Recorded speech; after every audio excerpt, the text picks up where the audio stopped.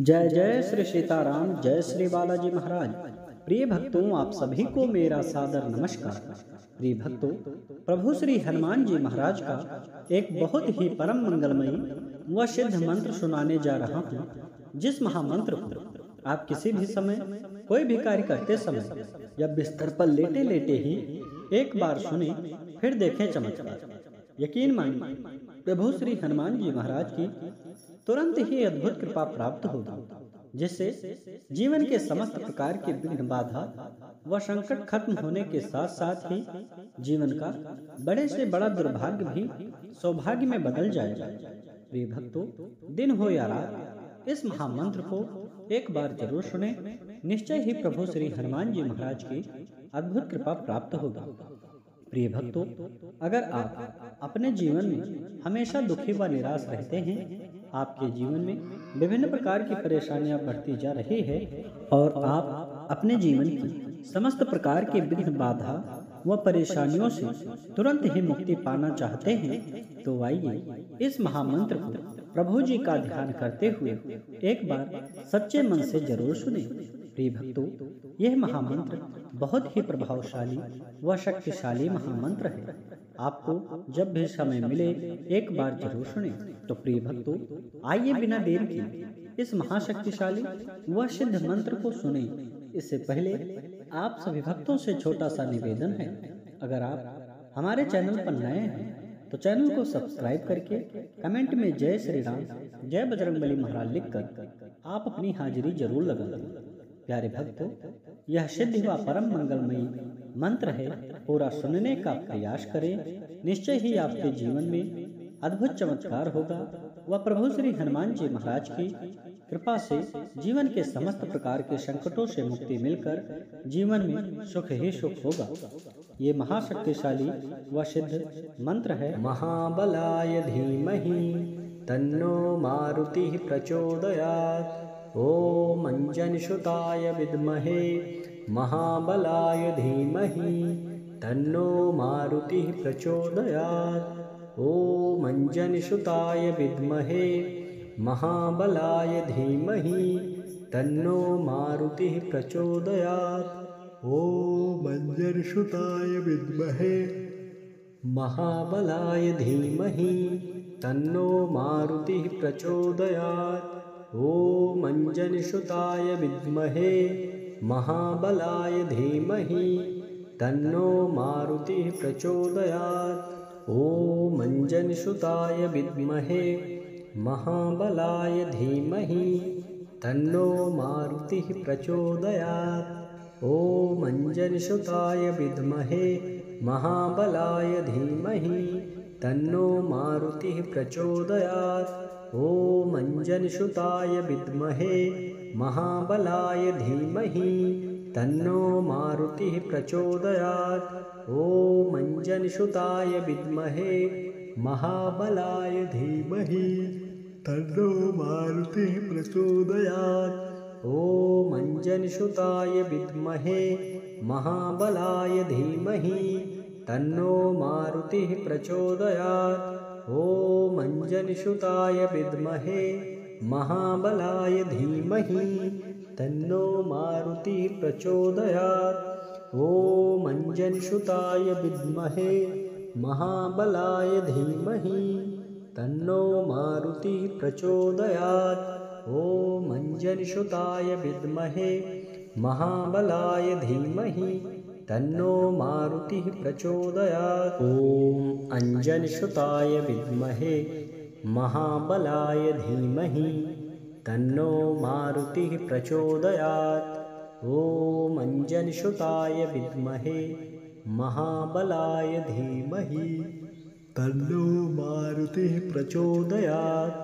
ओम अंजनसुताय विद्महे महाबलाय धीमहि तन्नो मारुतिः प्रचोदयात्। ओम अंजनसुताय विद्महे महाबलाय धीमहि तन्नो मारुतिः प्रचोदयात्। ओम अंजनसुताय विद्महे महाबलाय धीमहि तन्नो मारुतिः प्रचोदयात्। ओम अंजनसुताय विद्महे महाबलाय धीमहि तन्नो मारुतिः प्रचोदयात्।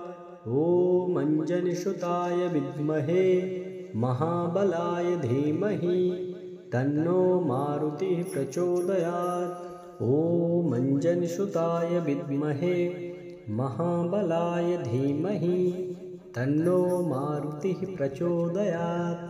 ॐ अंजनीसुताय विद्महे महाबलाय धीमहि तन्नो मारुतिः प्रचोदयात्। ॐ अंजनीसुताय विद्महे महाबलाय धीमहि तन्नो मारुतिः प्रचोदयात्। ॐ अंजनीसुताय विद्महे महाबलाय धीमहि तन्नो मारुतिः प्रचोदयात्। ॐ अंजनीसुताय विद्महे महाबलाय धीमहि तन्नो मारुतिः प्रचोदयात्। ॐ अंजनीसुताय विद्महे महाबलाय धीमहि तन्नो मारुतिः प्रचोदयात्। ॐ अंजनीसुताय विद्महे महाबलाय धीमहि तन्नो मारुतिः प्रचोदयात्।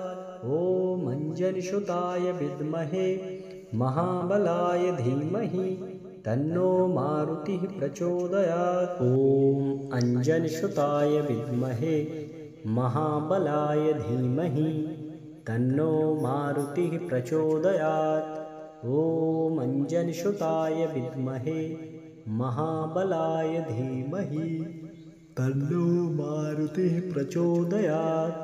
ॐ अंजनीसुताय विद्महे महाबलाय धीमहि तन्नो मारुतिः प्रचोदयात्।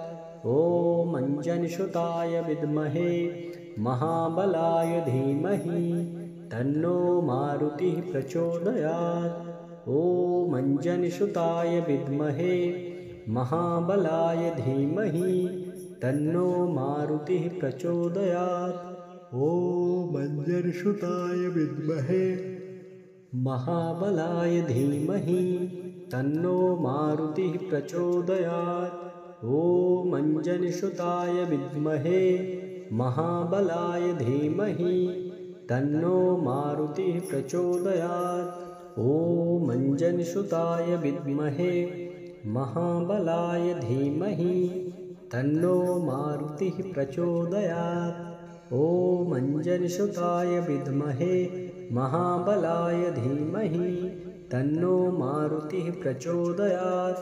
ॐ अंजनीसुताय विद्महे महाबलाय धीमहि तन्नो मारुतिः प्रचोदयात्। ॐ अंजनीसुताय विद्महे महाबलाय धीमहि तन्नो मारुतिः प्रचोदयात्। ॐ अंजनीसुताय विद्महे महाबलाय धीमहि तन्नो मारुतिः प्रचोदयात्। ॐ अंजनीसुताय विद्महे महाबलाय धीमहि तन्नो मारुतिः प्रचोदयात्। ॐ अंजनीसुताय विद्महे महाबलाय धीमहि तन्नो मारुतिः प्रचोदयात्। ॐ अंजनीसुताय विद्महे महाबलाय धीमहि तन्नो मारुतिः प्रचोदयात्। ॐ अंजनीसुताय विद्महे महाबलाय धीमहि तन्नो मारुतिः प्रचोदयात्। ॐ अंजनीसुताय विद्महे महाबलाय धीमहि तन्नो मारुतिः प्रचोदयात्। ॐ अंजनीसुताय विद्महे महाबलाय धीमहि तन्नो मारुतिः प्रचोदयात्। ॐ अंजनीसुताय विद्महे महाबलाय धीमहि तन्नो मारुतिः प्रचोदयात्। ॐ अंजनीसुताय विद्महे महाबलाय धीमहि तन्नो मारुतिः प्रचोदयात्। ॐ अंजनीसुताय विद्महे महाबलाय धीमहि तन्नो मारुतिः प्रचोदयात्। ॐ अंजनीसुताय विद्महे महाबलाय धीमहि तन्नो मारुतिः प्रचोदयात्। ॐ मञ्जनसुताय विद्महे महाबलाय धीमहि तन्नो मारुतिः प्रचोदयात्। ॐ मञ्जनसुताय विद्महे महाबलाय धीमहि तन्नो मारुतिः प्रचोदयात्। ॐ मञ्जनसुताय विद्महे महाबलाय धीमहि तन्नो मारुतिः प्रचोदयात्। ॐ मञ्जनसुताय विद्महे महाबलाय धीमहि तन्नो मारुतिः प्रचोदयात्। ॐ मञ्जनसुताय विद्महे महाबलाय धीमहि तन्नो मारुतिः प्रचोदयात्। ॐ मञ्जनसुताय विद्महे महाबलाय धीमहि तन्नो मारुतिः प्रचोदयात्। ॐ मञ्जनसुताय विद्महे महाबलाय धीमहि तन्नो मारुतिः प्रचोदयात्। ॐ मञ्जनसुताय विद्महे महाबलाय धीमहि तन्नो मारुतिः प्रचोदयात्। ॐ अञ्जनसुताय विद्महे महाबलाय धीमहि तन्नो मारुतिः प्रचोदयात्। ॐ अञ्जनसुताय विद्महे महाबलाय धीमहि तन्नो मारुतिः प्रचोदयात्। ॐ अञ्जनसुताय विद्महे महाबलाय धीमहि तन्नो मारुतिः प्रचोदयात्। ॐ अञ्जनसुताय विद्महे महाबलाय धीमहि तन्नो मारुतिः प्रचोदयात्। ॐ अञ्जनसुताय विद्महे महाबलाय धीमहि तन्नो मारुतिः प्रचोदयात्। ॐ अञ्जनसुताय विद्महे महाबलाय धीमहि तन्नो मारुतिः प्रचोदयात्। ॐ अञ्जनसुताय विद्महे महाबलाय धीमहि तन्नो मारुतिः प्रचोदयात्। ॐ अञ्जनसुताय विद्महे महाबलाय धीमहि तन्नो मारुतिः प्रचोदयात्। ॐ अञ्जनसुताय विद्महे महाबलाय धीमहि तन्नो मारुतिः प्रचोदयात्। ॐ अञ्जनसुताय विद्महे महाबलाय धीमहि तन्नो मारुतिः प्रचोदयात्। ॐ अञ्जनसुताय विद्महे महाबलाय धीमहि तन्नो मारुतिः प्रचोदयात्। ॐ अञ्जनसुताय विद्महे महाबलाय धीमहि तन्नो मारुतिः प्रचोदयात्। ॐ अञ्जनसुताय विद्महे महाबलाय धीमहि तन्नो मारुतिः प्रचोदयात्। ॐ अञ्जनसुताय विद्महे महाबलाय धीमहि तन्नो मारुतिः प्रचोदयात्। ॐ अञ्जनसुताय विद्महे महाबलाय धीमहि तन्नो मारुतिः प्रचोदयात्। ॐ अञ्जनसुताय विद्महे महाबलाय धीमहि तन्नो मारुतिः प्रचोदयात्।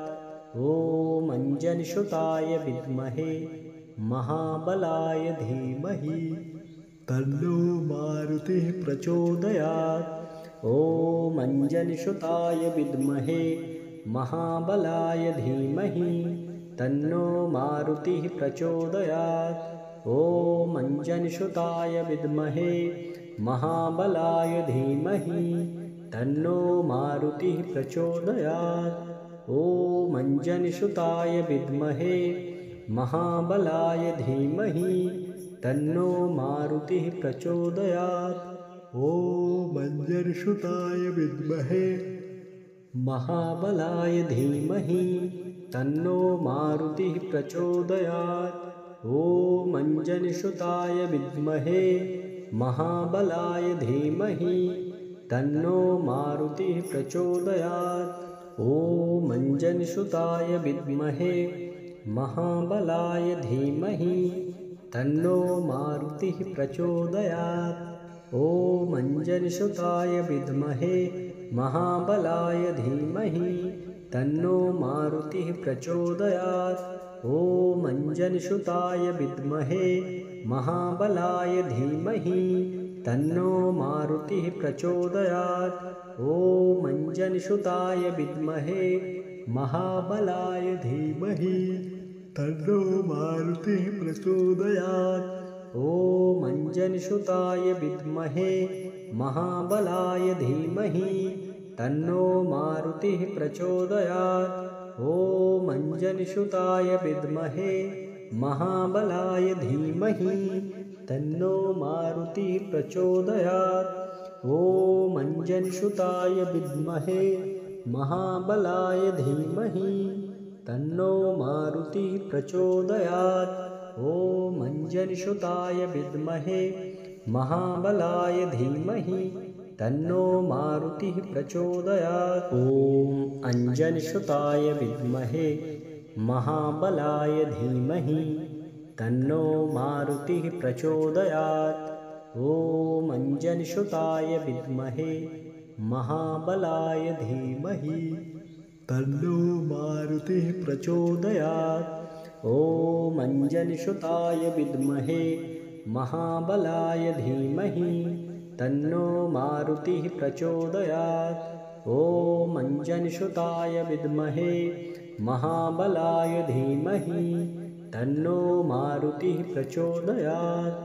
ॐ अंजनीसुताय विद्महे महाबलाय धीमहि तन्नो मारुतिः प्रचोदयात्। ॐ अंजनीसुताय विद्महे महाबलाय धीमहि तन्नो मारुतिः प्रचोदयात्। ॐ अंजनीसुताय विद्महे महाबलाय धीमहि तन्नो मारुतिः प्रचोदयात्। ॐ अंजनीसुताय विद्महे महाबलाय धीमहि तन्नो मारुतिः प्रचोदयात्। ॐ अंजनीसुताय विद्महे महाबलाय धीमहि तन्नो मारुतिः प्रचोदयात्। ॐ अंजनीसुताय विद्महे महाबलाय धीमहि तन्नो मारुतिः प्रचोदयात्। ॐ अंजनीसुताय विद्महे महाबलाय धीमहि तन्नो मारुतिः प्रचोदयात्। ॐ अंजनीसुताय विद्महे महाबलाय धीमहि तन्नो मारुतिः प्रचोदयात्। ॐ अंजनीसुताय विद्महे महाबलाय धीमहि तन्नो मारुतिः प्रचोदयात्। ॐ अंजनीसुताय विद्महे महाबलाय धीमहि तन्नो मारुतिः प्रचोदयात्। ॐ अंजनीसुताय विद्महे महाबलाय धीमहि तन्नो मारुतिः प्रचोदयात्। ॐ अंजनीसुताय विद्महे महाबलाय धीमहि तन्नो मारुतिः प्रचोदयात्। ॐ अंजनीसुताय विद्महे महाबलाय धीमहि तन्नो मारुतिः प्रचोदयात्। ॐ अंजनीसुताय विद्महे महाबलाय धीमहि तन्नो मारुतिः प्रचोदयात्।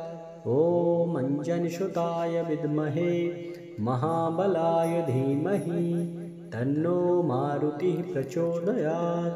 ॐ अंजनीसुताय विद्महे महाबलाय धीमहि तन्नो मारुतिः प्रचोदयात्।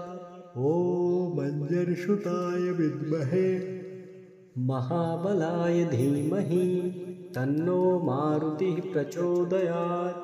ॐ अंजनीसुताय विद्महे महाबलाय धीमहि तन्नो मारुतिः प्रचोदयात्। ॐ अंजनीसुताय विद्महे महाबलाय धीमहि तन्नो मारुतिः प्रचोदयात्। ॐ अंजनीसुताय विद्महे महाबलाय धीमहि तन्नो मारुतिः प्रचोदयात्। ॐ अंजनीसुताय विद्महे महाबलाय धीमहि तन्नो मारुतिः प्रचोदयात्। ॐ अंजनीसुताय विद्महे महाबलाय धीमहि तन्नो मारुतिः प्रचोदयात्। ॐ अंजनीसुताय विद्महे महाबलाय धीमहि तन्नो मारुतिः प्रचोदयात्। ॐ अंजनीसुताय विद्महे महाबलाय धीमहि तन्नो मारुतिः प्रचोदयात्। ॐ अंजनीसुताय विद्महे महाबलाय धीमहि तन्नो मारुतिः प्रचोदयात्। ॐ अंजनीसुताय विद्महे महाबलाय धीमहि तन्नो मारुतिः प्रचोदयात्। ॐ अंजनीसुताय विद्महे महाबलाय धीमहि तन्नो मारुतिः प्रचोदयात्। ॐ अंजनीसुताय विद्महे महाबलाय धीमहि तन्नो मारुतिः प्रचोदयात्। ॐ अंजनीसुताय विद्महे महाबलाय धीमहि तन्नो मारुतिः प्रचोदयात्। ॐ अंजनीसुताय विद्महे महाबलाय धीमहि तन्नो मारुतिः प्रचोदयात्। ॐ अंजनीसुताय विद्महे महाबलाय धीमहि तन्नो मारुतिः प्रचोदयात्। ॐ अंजनीसुताय विद्महे महाबलाय धीमहि तन्नो मारुतिः प्रचोदयात्। ॐ अंजनीसुताय विद्महे महाबलाय धीमहि तन्नो मारुतिः प्रचोदयात्। ॐ अंजनीसुताय विद्महे महाबलाय धीमहि तन्नो मारुतिः प्रचोदयात्। ॐ अंजनीसुताय विद्महे महाबलाय धीमहि तन्नो मारुतिः प्रचोदयात्।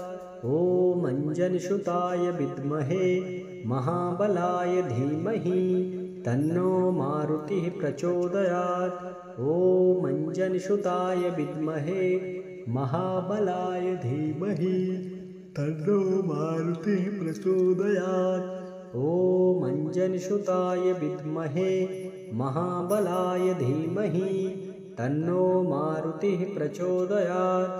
ॐ अंजनीसुताय विद्महे महाबलाय धीमहि तन्नो मारुतिः प्रचोदयात्।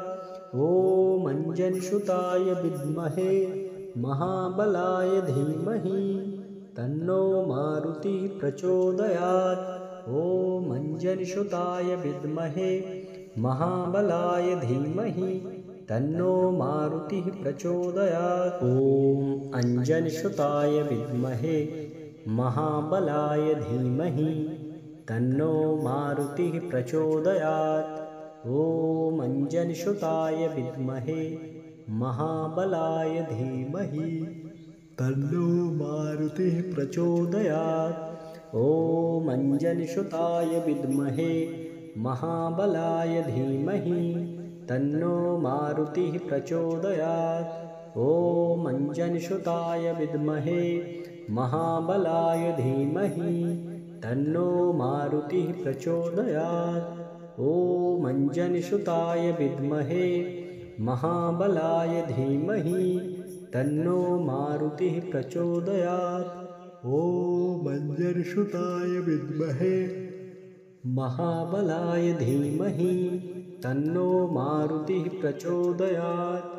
ॐ अंजनीसुताय विद्महे महाबलाय धीमहि तन्नो मारुतिः प्रचोदयात्। ॐ अंजनीसुताय विद्महे महाबलाय धीमहि तन्नो मारुतिः प्रचोदयात्। ॐ अंजनीसुताय विद्महे महाबलाय धीमहि तन्नो मारुतिः प्रचोदयात्। ॐ अंजनीसुताय विद्महे महाबलाय धीमहि तन्नो मारुतिः प्रचोदयात्। ॐ अंजनीसुताय विद्महे महाबलाय धीमहि तन्नो मारुतिः प्रचोदयात्। ॐ अंजनीसुताय विद्महे महाबलाय धीमहि तन्नो मारुतिः प्रचोदयात्। ॐ अंजनीसुताय विद्महे महाबलाय धीमहि तन्नो मारुतिः प्रचोदयात्। ॐ अंजनीसुताय विद्महे महाबलाय धीमहि तन्नो मारुतिः प्रचोदयात्। ॐ अंजनीसुताय विद्महे महाबलाय धीमहि तन्नो मारुतिः प्रचोदयात्। ॐ अंजनीसुताय विद्महे महाबलाय धीमहि तन्नो मारुतिः प्रचोदयात्। ॐ अंजनीसुताय विद्महे महाबलाय धीमहि तन्नो मारुतिः प्रचोदयात्। ॐ अंजनीसुताय विद्महे महाबलाय धीमहि तन्नो मारुतिः प्रचोदयात्। ॐ अंजनीसुताय विद्महे महाबलाय धीमहि तन्नो मारुतिः प्रचोदयात्।